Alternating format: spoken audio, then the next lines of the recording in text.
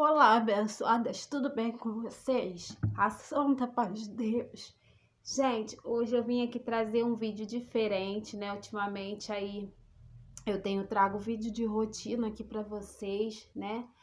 Mas assim que eu comecei o canal, há 4 anos atrás, mais ou menos, quem me acompanha aí mais tempo sabe que sempre foi um canal assim voltado para informações, compartilhar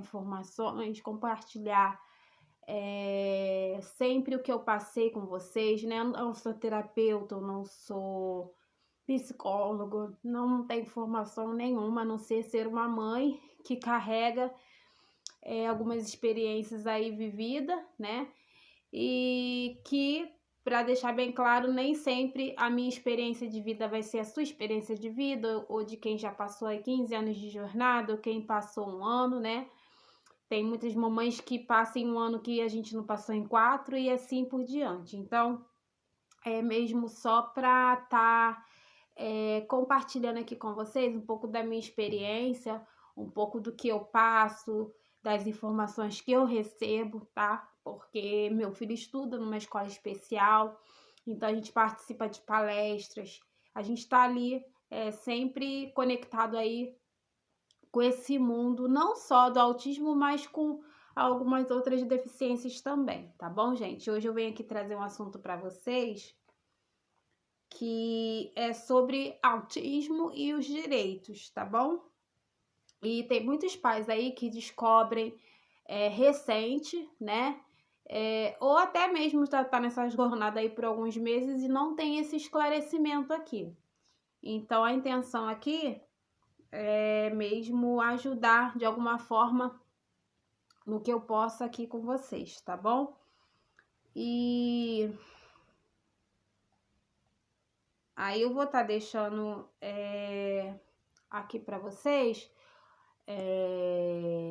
o conceito, né, do que é o autismo, tá bom? Para vocês o conceito aqui embaixo do que é o autismo, tá? Gente, então, já coloquei o conceito do autismo, né, para vocês saberem o que é, né, o que envolve. E agora eu vou estar falando o que acontece depois do diagnóstico, tá bom? Eu tô olhando aqui para baixo porque eu recebi uma palestra na escola do meu filho, inclusive por via aqui digital. Então, gente, eu vou estar olhando aqui para baixo para eu poder estar lendo aqui para vocês, tá? Ó, depois do diagnóstico, mudança na rotina familiar. Gente, é importante, preciso e indispensável a mudança na rotina familiar. Não tem como você receber o diagnóstico de uma criança e manter a tua rotina, a sua vivência, a rotina ali do que acontece no seu dia, do cotidiano da mesma maneira. Até porque você vai ter que sempre estar se atualizando sobre o assunto, sobre seus direitos, né? O que tá vindo aí, sobre a jornada de investigação mesmo, tá? No caso aí, com vários aspectos, né, de avaliação em diferentes áreas, que são a rotina intensa de terapias, porque o seu filho vai precisar, né, de estar recebendo estímulos para poder conseguir ter uma qualidade de vida melhor, né? Dentro dessas terapias, geralmente o neuro coloca o que vai precisar. No laudo, ele já coloca o tipo de estímulo que seu filho vai precisar quando ele prescreve o laudo do seu filho. Os problemas, né, no plano de saúde, porque tem cidades aí que a gente sabe que consegue, na rede do SUS, essas terapias com mais facilidade, tem locais que já não conseguem. Então, às vezes a pessoa vai precisar ali até tá recorrendo, né? Não só por direito da criança, o LOAS BPC, mas também para às vezes estar auxiliando aí a estar pagando um plano de saúde, né? Para estar auxiliando também nas terapias. Na escola, nem toda criança automaticamente depende de uma escola especial, tá? No caso do meu primeiro filho, eu bati muita cabeça com isso. Também não quer dizer que não depende, é que não precisa, tem uma diferença. Eu demorei muito a entender isso e com isso meu filho sofreu muito nas escolas regular. E eu também não tive na época muito esclarecimento, né? Porque na época que eu descobri que meu filho era autista, há quase 9 anos atrás, hoje ele tá com 10, mas quando eu descobri ele tinha 2 anos e pouquinho. Daí, de fato, ele com o laudo da mão, ele tinha 2 anos e meio. E aí, na época, não se ouvia muito falar abertamente sobre a questão do autismo. Sempre teve, mas a gente não ouvia com tanto assim esclarecimento de forma tão aberta como hoje em dia, né? Como isso se aflorou, como isso se propagou aí, né? De forma bem clara, onde todo mundo começa a falar, né? Você vê em esquina, porta de escola, aqui nas redes sociais. Então é um assunto que hoje em dia não é muito calado, é bem divulgado, né? E fica fácil para a gente poder ter acesso a até mesmo as informações aí, né? Que a gente precisa tá ciente. Outra área que também eu quero falar aqui é sobre a sobrecarga emocional e financeira, entre outras, né? Que a gente sabe que sempre vai existir aí dentro do contexto, né, familiar, convivências, né, no bairro que você mora, as dificuldades que você vai passar, né, durante a sua vida inteira, né, depois que você descobre esse diagnóstico aí. Mas é uma sobrecarga emocional muito grande. Nem todo pai, nem toda mãe, às vezes estão preparados ali para o diagnóstico. Às vezes até tem a noção que a criança tem algo diferente, mas assim, não está preparado psicologicamente para receber ou até mesmo para viver, né, esse diagnóstico. A gente precisa, gente, estar ciente que se a gente vê que a gente emocionalmente não está bem, a gente não vai conseguir resolver nada, a gente não vai conseguir passar segurança e nem estar bem para quem precisa da gente, né? E são crianças, são pessoas que precisam da gente, né? A gente precisa estar bem para auxiliar, passar uma segurança e ajudar eles a conquistar uma melhoria na qualidade de vida. Então, gente, tem tratamento para as crianças, tem terapias, estímulos e a gente que somos pais também, a gente não custa nada procurar uma ajuda profissional para nos auxiliar, né, na questão psicológica, né, para nos ajudar a orientar, passar por esse processo. Ninguém, gente, recebe um filho, independente do problema que tenha ou não tenha, com manual de instrução, não. Não é vergonhoso a gente pedir ajuda, não é vergonhoso a gente falar que não está preparado. Pelo contrário, se a gente se abre às possibilidades, a gente está abrindo porta para que os problemas sejam, assim, os problemas não, mas que as dificuldades sejam minimizadas, né, os conflitos, que a gente possa entender e poder ajudar a criança, né, ou adolescente, a pessoa da melhor forma possível, né? E isso às vezes acontece, né, gente? É uma coisa que acontece, a questão financeira também, às vezes você não se sente preparada ali para dar um suporte para o seu filho. Já aconteceu comigo também. No começo é tudo muito difícil. A primeira consulta no neuro é sempre a mais difícil. Tudo no começo é muito difícil, você fica ali desorientado, sem saber para que lado que vai. Afinal, é um mundo novo que você está entrando. A gente pensa, meu Deus, e agora? O que vai ser, né? E muita gente vive esse luto aí por muito tempo até conseguir dar ali um arranque, né?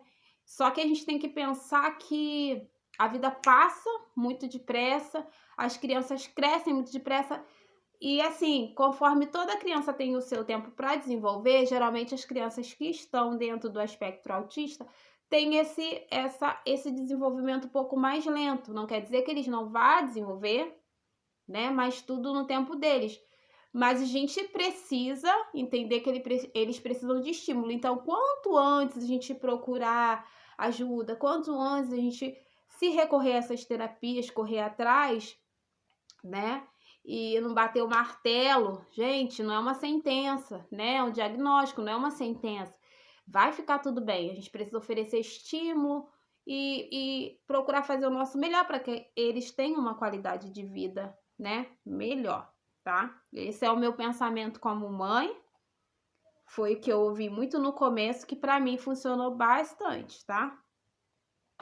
Gente, as famílias atípicas precisam de ajuda. E como precisa? No meu caso, tem medicação que meu filho recebe, tem medicação que eu preciso comprar, que por incrível que pareça é até o risperidona que o meu menor também hoje em dia toma, né? Preciso comprar. Então a gente precisa de ajuda, tanto financeira, né? Psicológica foi o que eu acabei de falar, né? E também tem alguns atributos que inclusive eu até tenho aqui, né, com a questão da ajuda das contas, né, que eu vou estar falando agora. Ó, o primeiro, que é o acesso ao tratamento multidisciplinar, né? O profissional de apoio escolar, toda criança laudada, se ela estiver numa escola regular, ela tem um suporte, né? Ou seja, contraturno, no mesmo horário do turno, vai depender da escola do filho de vocês, que é direcionado juntamente com o profissional, né, de educação especial, tá? Que é o que o Davi Luca faz. Ele estuda numa escola regular da prefeitura e ele tem esse contraturno escolar toda terça-feira com a profissional de educação especial. Redução na jornada de trabalho. Gente, muitos pais não têm noção que isso é lei, por mais que às vezes, né, seja difícil. Eu sei que a gente precisa trabalhar, precisa trazer o sustento para dentro do nosso lar, mas isso aqui é uma coisa que ainda tá muito no papel, né? A gente vê muito como lei, mas não como algo que as pessoas têm ali na prática, né? Principalmente para nós mães, né? Que os nossos filhos dependem da gente, a gente tem direito à redução, né? Na jornada de trabalho. Outra questão é o benefício assistencial BPC-LOAS, que é o direito da criança autista ou do deficiente, né? Dependendo aí da deficiência, que é o direito a um salário mínimo, tá? O descontos nas contas de energia elétrica, de água, que é o que acontece aqui na minha casa. Eu tenho o desconto, gente, e eu vou falar para vocês, ajuda muito, tá? Muito mesmo. Informações sobre cobrança de plano de saúde, desconto na compra de veículos. Isso aí eu não vou saber passar com profundidade para vocês, mas eu acredito que quando você tem uma criança especial ou um idoso em casa, né? Essa questão aí de cobranças, até mesmo quando vem um corte de água ou de luz, você tem como recorrer, tá? Dependendo, é lógico, de cada situação, né? E descontos aí na compra de veículos, tá? Tratamento multidisciplinar. Complexidade do autismo. Aí eu vou ler aqui para vocês, ó. Necessidade de avaliação de profissionais de diferentes áreas para identificar inabilidades e habilidades que tornarão possível o trabalho de estimulação. O que isso quer dizer? Geralmente, quando você chega para a primeira consulta, se reúne vários profissionais para entender qual é o estímulo que a sua criança precisa. Se é fisioterapia, se tem algum problema motor, ou se não tem, se a questão é mais o fono, ou se a questão é mais uma terapia ocupacional, né, o psicólogo, enfim. Então, é sobre isso que está falando aqui, né? Esses diferentes profissionais que vai tá identificando, né? O que seu filho vai precisar estimular. Colaboração interpessoal, orientação escolar é muito importante, né? Porque eu acredito que o trabalho tem que ser mútuo, tem que caminhar junto a escola, a família e o tratamento, né? Para ter um melhor resultado aí, né? Os planos de saúde têm que fornecer o tratamento prescrito pelo médico, sem limite de sessões nas áreas de psicólogos, fisioterapias, terapias ocupacionais e fonoaudiologia. Gente, o que eu entendi, não sei se tá certo, tá? Nesse contexto aqui é o seguinte: quando vocês vão fazer o plano de saúde, vocês têm que sempre ressaltar que a sua criança não tem limite, não tem um determinado tempo para estar melhor, como se fosse uma consulta médica que ela toma um remédio, tem aquele tempo da medicação e ela vai estar melhor. Não, é um processo que pode variar um tempo longo, né?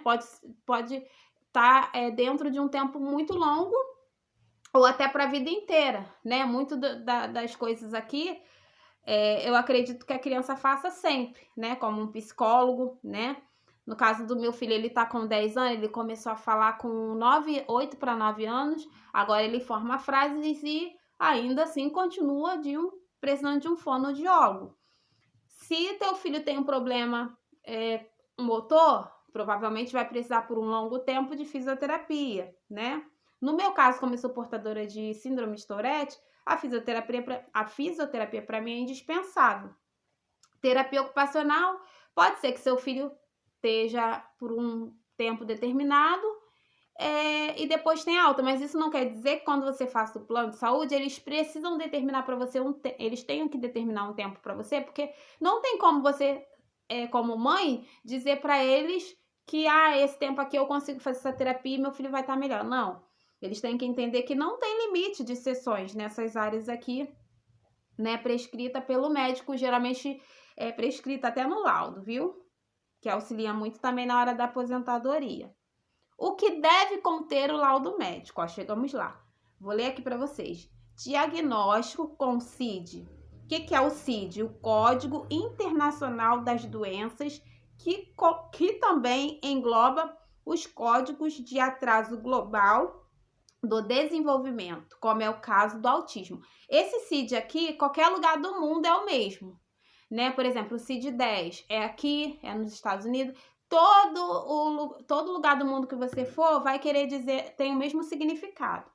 O tipo de tratamento é a necessidade de forma fundamentada, remédio, terapia, procedimento e apoio escolar, né? Que é o que vai conter, igual eu falei para vocês, geralmente no laudo médico vai vir tudo explicadinho, vai vir todos esses tópicos, tudo que seu filho precisa de terapia. Inclusive, tem alguns laudos que vem até a prescrição do remédio, tá bom? Forma de realização, benefícios e risco, caso o paciente não seja submetido ao tratamento prescrito. Também tem profissional aí, né, da área da saúde ou neuropsiquiatra que relata até mesmo essas condições aqui, porque tem crianças que têm somente o autismo, mas tem crianças que além do autismo têm outras doenças associadas, como epilepsia, né, casos assim que oferecem risco, caso a paciente não seja submetido àquele tratamento que está ali prescrito no médico, né? Então, tem que estar tudo bem orientadinho, né? Da melhor forma possível. No laudo médico, quanto mais orientado, melhor, né? Aí, tem aqui um agravo, né? De instrumento de número da Câmara aqui de Direito Privado, mas é um tribunal do Tribunal de Justiça de São Paulo, prescrito no dia 8 de abril de 2025, tá? Aí, eu não vou estar falando sobre ele aqui, mas foi falado na reunião, né, sobre a questão aí da presença dos requisitos autorizados, que reconheceu o tratamento pelo método ABA ou qualquer outro para paciente diagnosticado em TEA, que é o transtorno do espectro autista, que é uma decisão mantida com recurso improvido, né? Aí tá escrito até assim, ó, o acompanhamento terapêutico que foi prescrito em conjunto com outros tratamentos no sistema multidisciplinar faz parte das necessidades terapêuticas para se não cura, administração e melhoras dos sintomas publicado. Isso aqui eu não sei dizer para vocês a fundo, né? Não vou falar uma coisa aqui que eu não sei, né? Mas depois aí cada um que mora no seu estado, na sua região, procura saber, né, sobre mais ou menos o que vem a ser isso daí, tá?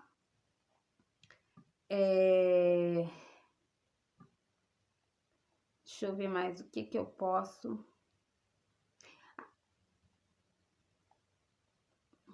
Aí tem outras coisas, né, que eles publicaram aqui, mas é tudo do Tribunal de Justiça de São Paulo. Aí agora eu vou chegar aqui, desculpa a gente mexer aqui. Agora eu vou chegar num assunto que é sobre o saque de FGTS.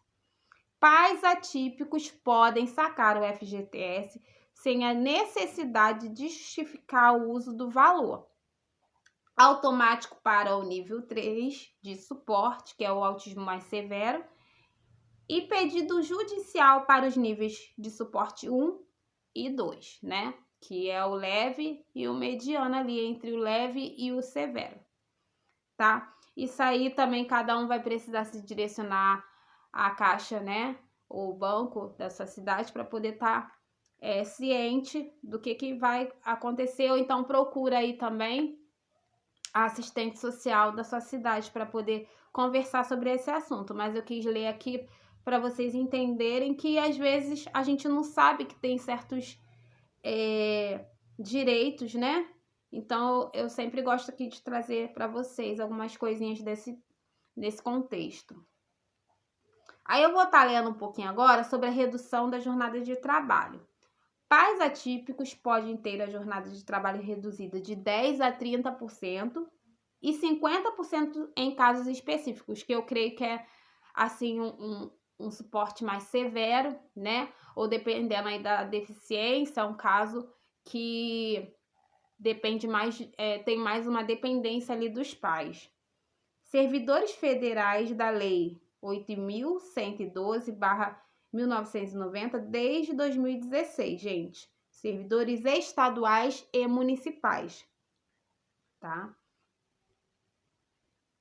Às vezes a pessoa trabalha aí para o município, né? E não... Aí tem uma lei aí que vai amplificar isso tudo. Vocês também podem estar aí procurando, né? Saber direitinho. Aí vocês procuram saber, ou se a família tem algum advogado, ou procura também com a assistente social, tá sabendo direitinho, tá bom? Na região de vocês, como é que funciona, tudo certinho. Profissional de apoio escolar. Nas escolas públicas, existem as figuras do professor especializado em educação especiais, que foi o que eu falei, né? Que meu filho faz o contraturno na sala AEE, né? E do profissional de apoio escolar, atividade da vida diária, né? Que vai direcionar teu filho ali para ter uma noção do que acontece no dia a dia, né? Porque muitas crianças, dependendo aí do grau da deficiência, não tem essa noção, né?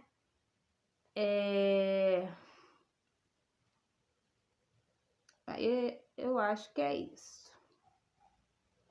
Aí, cada contexto que foi falado ali na reunião, ela entrou ali com a lei dentro do que foi referido a esse assunto no Tribunal de Justiça, só que aí tá tudo voltado para o estado de São Paulo, por isso que eu não tô focando muito nessa demanda, porque aí varia da região que você mora, tá? Dignidade da pessoa humana.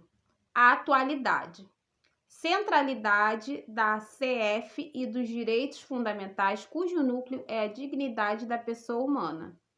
Que está falando sobre os direitos, né, do cidadão. A dignidade da pessoa humana é um atributo que todo ser humano possui, independente de alguma característica ou condição. É inerente ao ser humano, né? Aqui ela já tá falando em relação ao nosso direito como cidadão, né? Que às vezes a gente não tem noção dos direitos que nós temos e às vezes passamos por situações, até mesmo dificuldades, sem ter necessidade de estar passando aquele momento, né? Direito à igualdade. Conferir tratamento diferente a pessoas que estão em situações diferentes como requisito de justiça, como forma de reduzir as desigualdades inexistentes. Tratar os iguais igualmente e os desiguais na proporção de sua desigualdade. Não quer dizer que porque a pessoa tem uma deficiência, você não tá nem aí. Não, a gente tem que tratar ela e saber entender a dificuldade da pessoa, até mesmo para a gente poder auxiliar, né? E os profissionais também, ele tá ajudando, a sociedade também. Pena que não é muito bonito tudo que tá escrito aqui, mas a gente sabe que ainda não acontece isso, né? Mas esse vídeo eu quis trazer para vocês, só mesmo para você estar ciente aí um pouquinho do que foi passado. Eu achei muito importante o que foi passado para mim, né, agora aqui pelo PDF da escola do meu filho, que foi passado toda semana tem uma reunião familiar. Eles sempre estão falando sobre um assunto importante. E de vez em quando, assim, que eu achar necessário passar aqui para vocês, eu vou estar passando. Me perdoe se eu falei algo aqui que alguém entenda melhor, esteja errado. Eu vim aqui como mãe, né? E para poder estar orientando vocês de alguma forma aí o que eu posso ajudar, tá bom? Qualquer dúvida é só deixar aqui nos comentários e eu procuro saber com mais eficácia como profissional e venho aqui para responder para vocês também, tá bom? Um grande beijo. Hoje eu não vou gravar vlog de rotina, gente, porque eu tô me sentindo muito mal. Como eu falei para vocês, vou estar tomando uma injeção daqui a pouco. Vou tentar almoçar também, né? Tomei bem de repouso hoje. E é isso, tá bom? Mas fiquem com Deus, que Deus abençoe vocês, sua família, a sua casa, né? Antes disso tudo aqui que eu falei, né? Ore a Deus, entregue a vida de vocês, do filho de vocês nas mãos de Deus, né? E bora nessa caminhada, gente, porque é algo que a gente precisa sim correr atrás, são direitos dos nossos filhos, nossos direitos, ou de quem precisa, né? E a gente precisa enfrentar com realidade, né? Com noção de realidade que os nossos direitos existem, tá bom? Um grande beijo e tchau, tchau.